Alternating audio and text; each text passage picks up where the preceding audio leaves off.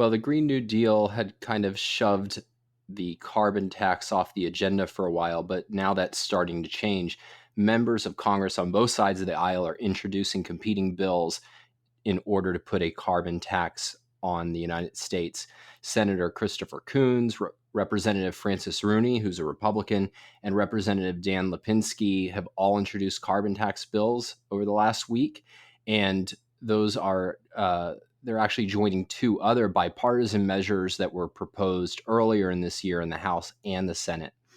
But one of the reasons I wanted to talk about this is that as Republicans are becoming more supportive of a carbon tax internally, we've actually become more opposed in the last few months. And in previous episodes of Power Hour, we've spoken about our fundamental objection that when you're making energy more expensive, you're depriving us of all the benefits of affordable energy, including all of the productive achievements and job creation that would have happened absent those higher energy prices. But I wanted to raise at least one new point, new to me anyway.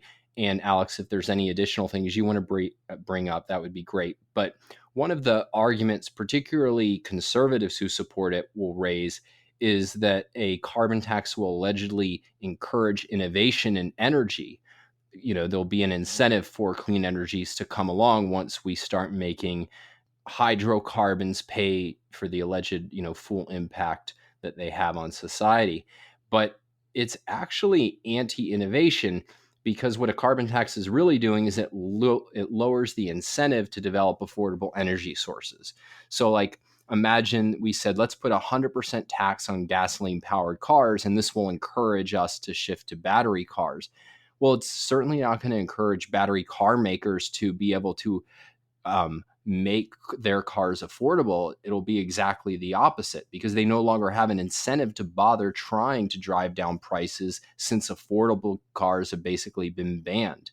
And so if you want carbon-free energy to become cheap, which would be wonderful, I mean, the worst thing in the world you could do was to make today's cheap energy from fossil fuels expensive. I mean, one example I've read that I think is a good example, and the whole article is worth reading. There's a good article by a guy named Oren Cass called "The Carbon Tax Shell Game," which I highly recommend. It really breaks down the issue better than anything else I've seen. And one point he makes is that Europe already has a huge equivalent of a carbon tax. If you look at the gasoline prices in Europe or diesel prices in Europe, they're something like twice what we pay in the US. And there hasn't been some amazing revolution there. One thing this points to is that fossil fuels for most purposes, including most people, is by far the lowest cost way of producing the power that people want. So you just think about producing electricity in China, producing power for a harvester, producing power for an airplane.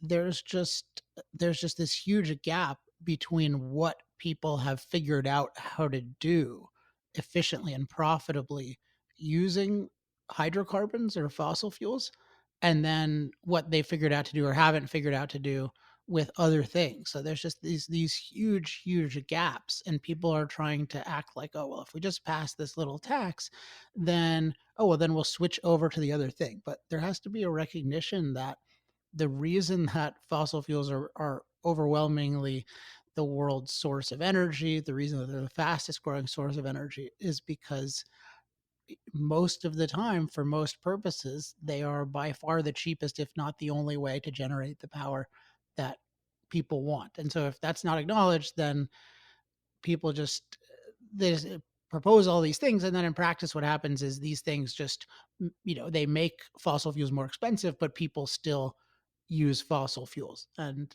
we should really appreciate that people using fossil fuels, I mean different kinds of forms of producing power using fossil fuels, there it's really remarkable how low cost they can give us power for, and that enables us to have power in every aspect of life. And that's a great thing, and we're used to it and we take it for granted, but it's really an amazing thing that for any activity in the world we want to do, there's a low cost way to use machines, including low cost power, to do it. And that's just something that is it's not at all something to assume, oh well, somebody else can just do it some other way just as cheaply. Like sometimes there's this view that, oh well, we're just going to get other technologies at the same cost as fossil fuels. But I mean, what makes you think that you can do that? I mean, what makes you think it's possible on a given time scale? It may not be possible on a given time scale for many energy purposes. It's not like what fossil fuels cost is just some